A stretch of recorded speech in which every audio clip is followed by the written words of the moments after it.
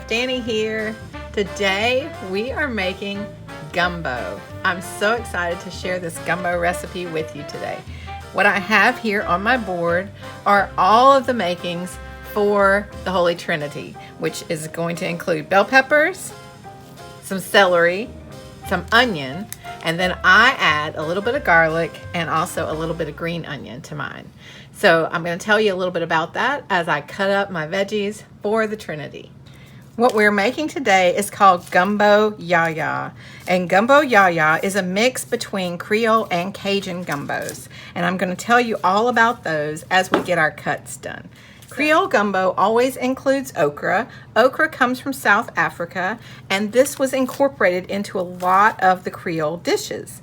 The Cajun gumbo always uses filet, and in Gumbo Ya Ya, we use both.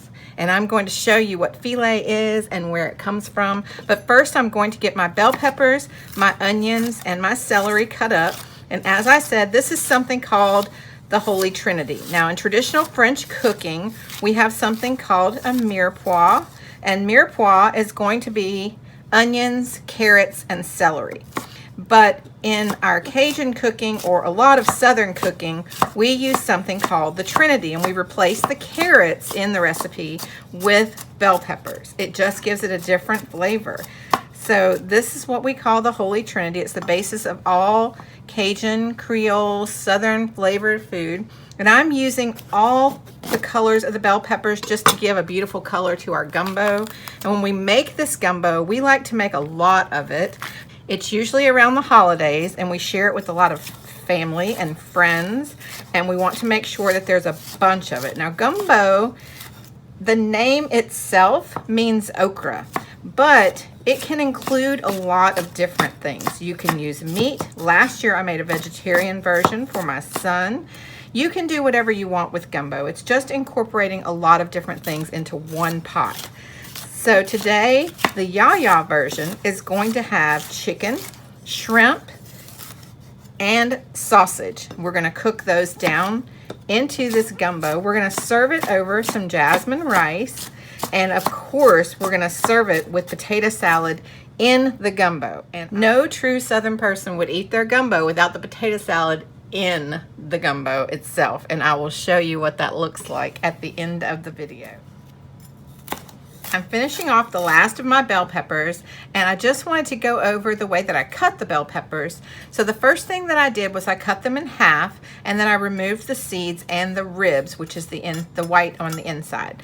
After we remove that, we want to use the fact that the bell pepper is curved to our advantage. So we're going to hold one side with our non-dominant hand, and we're going to cut strips with the other hand using our knife, keeping the tip of our knife on the cutting board always, cutting these strips. And then we're going to turn the strips sideways, tip of the knife on the board again, and come back through to cut into our smaller pieces. Now, these pieces don't have to be exact.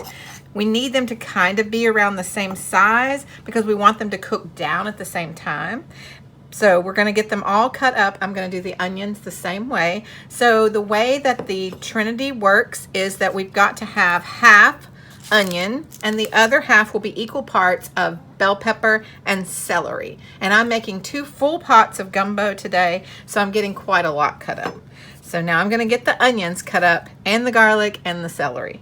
Since I'm having to cut so many onions for this recipe, I thought it'd be the perfect time to show you the correct way to cut an onion.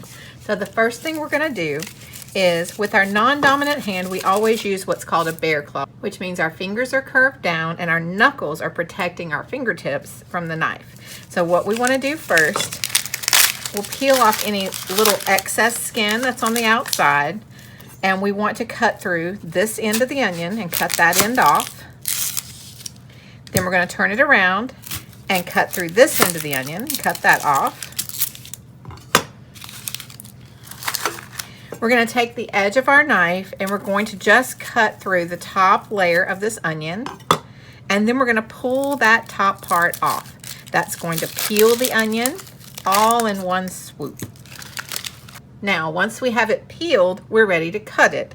So what we want to do is take our knife and cut the onion directly in half. And then I always say the onion kind of tells you how to cut it. It has little lines on it. So we want to cut into those lines, but not all the way through. So with the tip of our knife, we will go about a ½ inch from the end of the onion, and we will cut a strip all the way. Same thing again, all the way down, but not going through this end here. We're going all the way through the onion here, but we're not going through the very end. So we have it cut into strips, but the onion is still held together at the very end. Then you can take your hand on the top and you can cut through the side of the onion. Same thing, not all the way, you want to stop. And then we're going to come back and cut this into our little pieces. And that will cut your onion perfectly every time. I also try when I'm cutting an onion to breathe through my mouth instead of my nose, which is really hard to do when you're talking, by the way. And that sometimes will keep the vapors from getting into your eyes and making your eyes water. Also, another little tip is to keep your onions in the fridge, and that usually helps as well.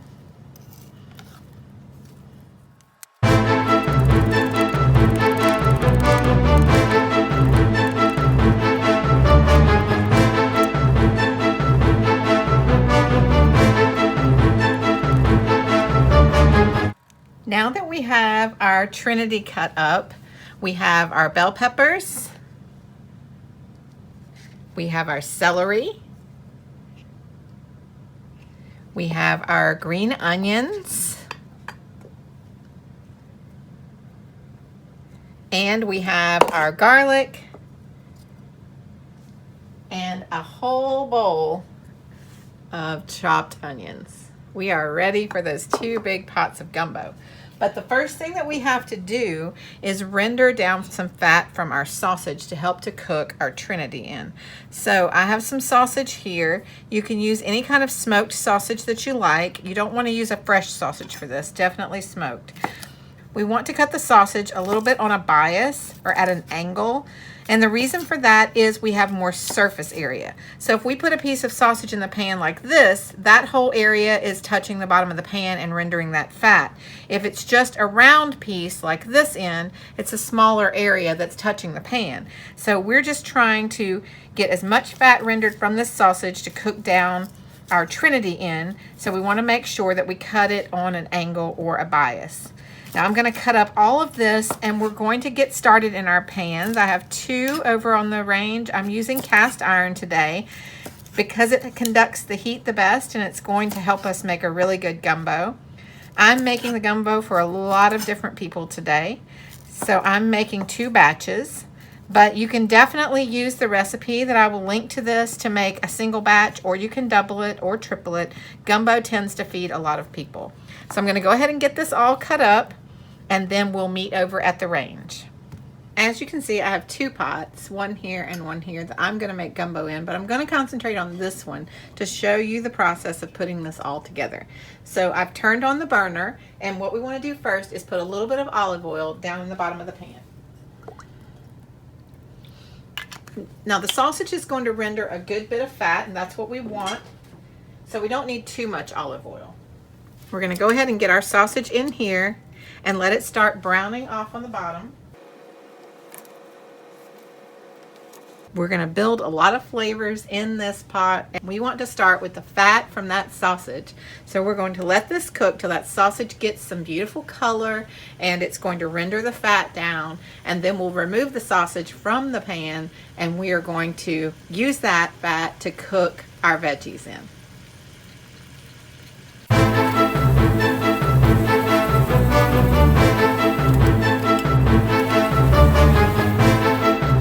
Sausage has been cooking down, and you see it's rendered a lot of fat in the bottom of that pan. And also you'll see the little brown bits on the bottom of the pan. That's called fond. Don't worry. If you think that it might have burnt or is sticking too much, that's a good thing. We're going to get all of that up when we add everything else. So right now we're ready to take the sausage out of the pan, and then we're going to cook down our veggies. I want to leave the fat that we rendered in the pan.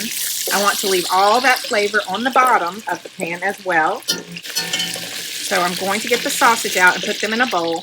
They will come back to the pot later when we get everything situated, but we've got to cook down our veggies. We've got to make our roux.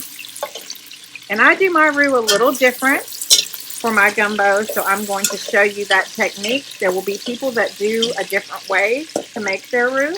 I'm going to show you the way that I know and the way that I've done my whole life. So we have all the sausage out of the pan. Now we're going to go ahead and put our garlic,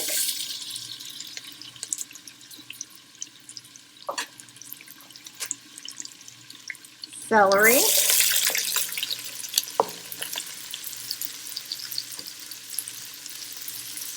bell pepper,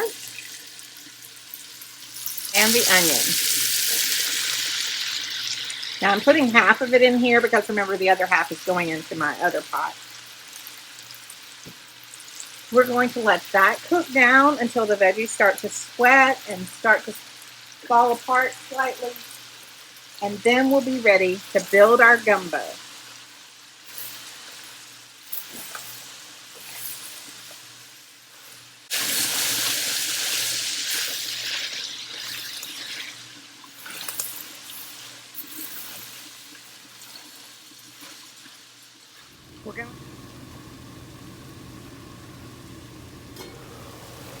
Our veggies have cooked down and they have helped to release everything off of the bottom that was stuck.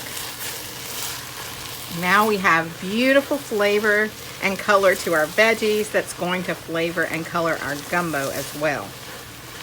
So what we want to do now is get most of the veggies out of the pan. Now this is the way that I'm a little different from just about everybody else. I remove most of the veggies, but I don't remove all of them. We're going to hold them for just a little bit while we make our roux. And the roux is really important to this recipe because the roux is the thickener.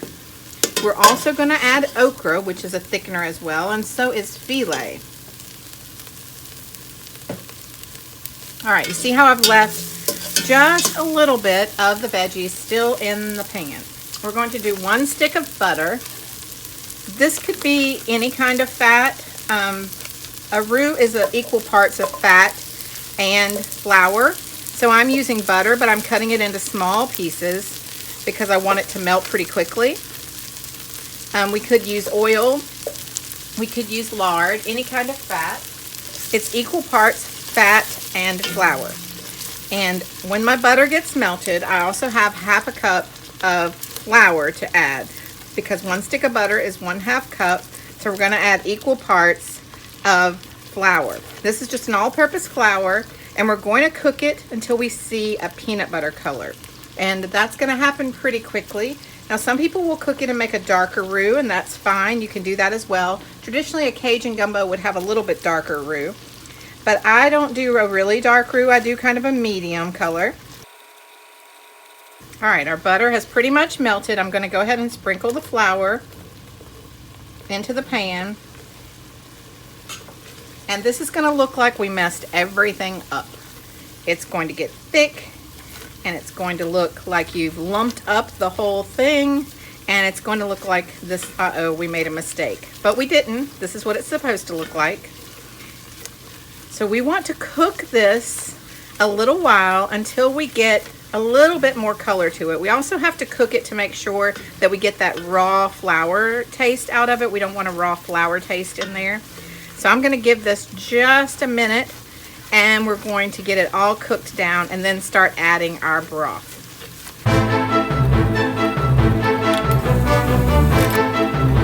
All right, our roux has cooked down for about 1.5 minutes, maybe 2 minutes. We've got some nice color going on here. As I said, you could definitely cook this down longer if you wanted to get a really dark roux, and that's okay too. But this is about where I stop with the roux, and now it's time to add the broth. I'm adding a chicken broth directly to the pan. You're going to see what happens when I do that. The roux is going to start to clump up. I want to make sure that I stir. as I'm adding, because we definitely don't want to have lumps in our gumbo. That would not be good. And you can see it keeps getting really thick, and we're just going to keep adding. After we get all of the broth added to the pot, then it's going to be time for what I say, everybody to get back in the pool. So that means our veggies are going back, our sausage is going back, and we're going to also introduce the chicken. I have chicken thighs just because thighs have a great flavor to them. We're going to introduce those to the pan, and then it's time for us just to let it cook down.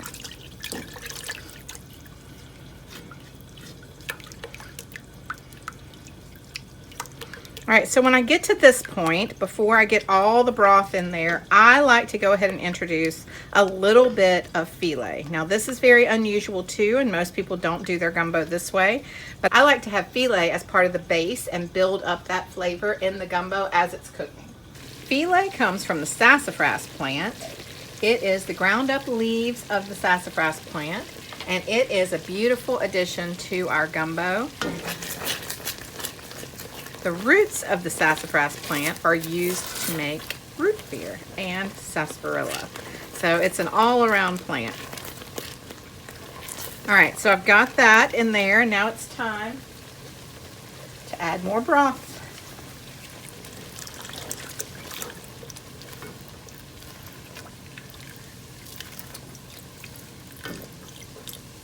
I'm going to keep adding broth till I get it about halfway up the pot, and then I'm going to add everything back in there. And this is going to depend on whatever size pot that you use.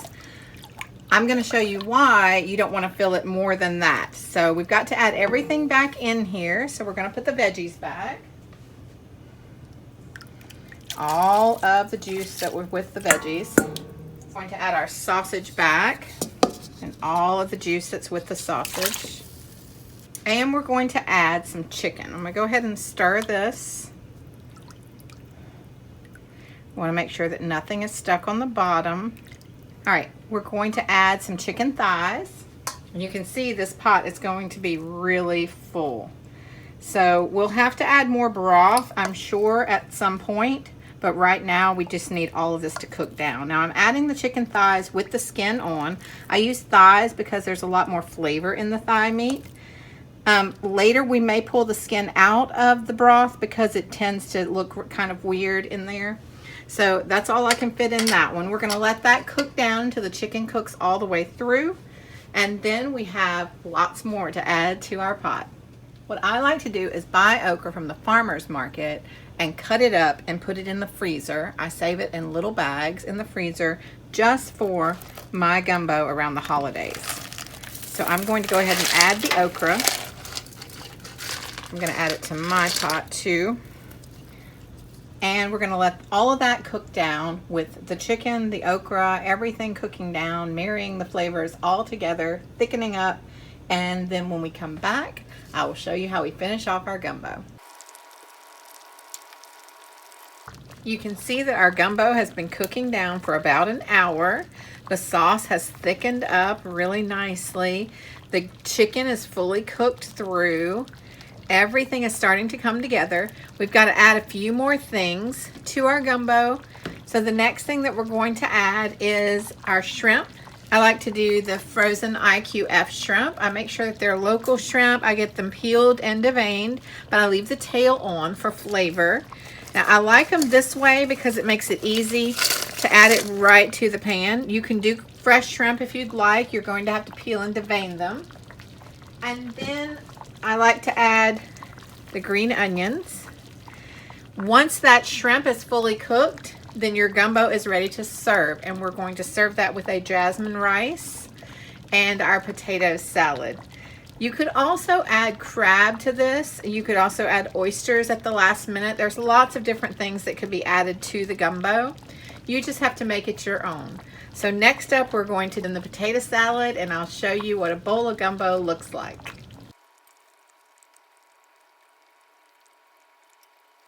So to go with our gumbo, we always make a potato salad, and I'm going to show you in the picture at the very end how we serve this actually in the gumbo that we made. And trust me, it makes a huge difference in the flavor of the gumbo. So what I did was I cooked off some potatoes. I put them in cold water first. I salted the water when it came to a boil, and I cooked them just until the potatoes were soft. I also have some eggs that I've boiled off. I put them on to boil. When they came to a boil, I turned them off, covered them, and left them for 10 minutes.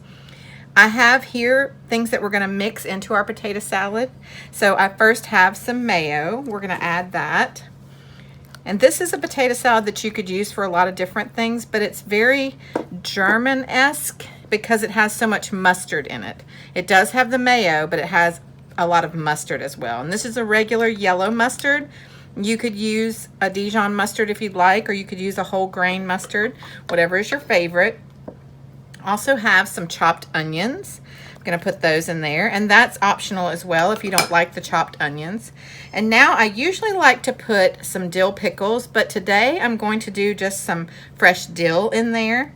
If you have dill pickles, that's fine, but what you don't want to put in here is an actual sweet relish, because this is going to go in our gumbo and be part of the dish. We want to make sure that it has that savory to it, and the dill is really what adds that. So I'm adding just a little bit of dill to my potato salad.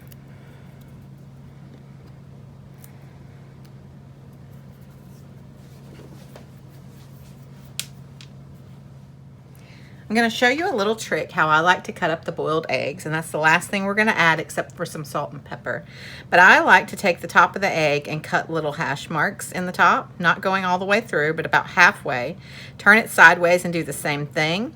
And then when you come back and cut the little pieces, you can do it right over your bowl. When you get down to halfway, you do the same thing. Do the hash marks, cut the other way, and you got your little pieces. When you get to the end, then you can just cut it into small pieces.